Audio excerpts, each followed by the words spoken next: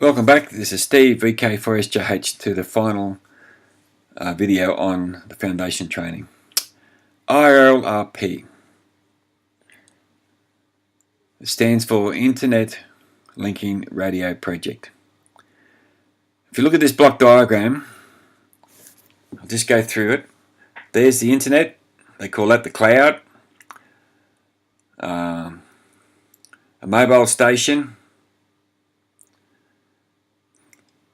is talking through to another transceiver with a computer connected to it. So what that means is that this transceiver may be listening to a particular frequency, or it may be listening to one of our repeaters. So the person in that car there can press some buttons on his transceiver, will generate DTMF tones, which sounds like the tones. I'll just play that for you. Fire that up when you dial up on your mobile phone or on your telephone. Alright, so go to here, foundation, DTMF. So I'm just going to play the tones that it sounds. You've heard this. So I'm pressing some numbers on there, 1, 2, 3, 4, or ABC 4, 5. What that means is when this computer hears those tones through that transceiver, it makes an internet connection through the router, through the internet, to connect to this computer here.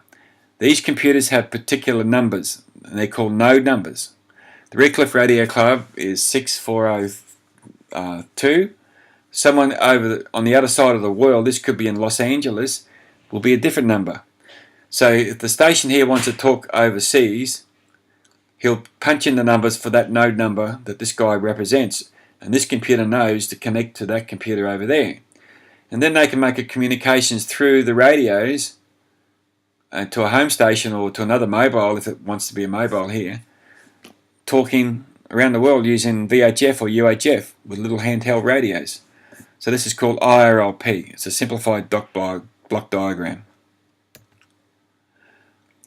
The other thing we use is repeaters. Now, our repeater is on where we're in at the Irlp Radio Club. We've got a VHF repeater and we've got another one next to it, a UHF repeater. You need to understand the concept of simplex. If these two cars were talking directly to each other, they could be talking and receiving on the same frequency. But because they're using this repeater here, they transmit on one frequency up to the repeater receives that, and then at the same time it transmits down on this other frequency. So the repeater here is receiving on 147.9 megahertz, and it's transmitting on 147.3. So when this guy here presses the press the talk on his radio, he's transmitting on the 147.9, which is the receive frequency for the repeater, and the repeater transmits at the same time on a different frequency. They call that duplex operation. So you'll see the transmit and receive frequencies are different. So when you set up your radio and you press the talk, you'll see that the receive frequency changes to a transmit frequency. That's so the repeater can retransmit at the same time.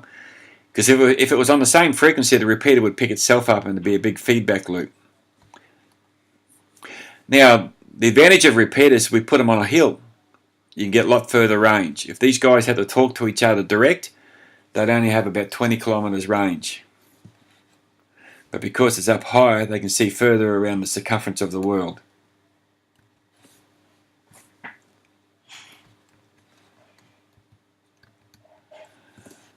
That's basically concludes the slides. So just go back to this Irlp. There's also another system called Echolink, where you don't have to use a radio, you can use a computer to connect via the internet.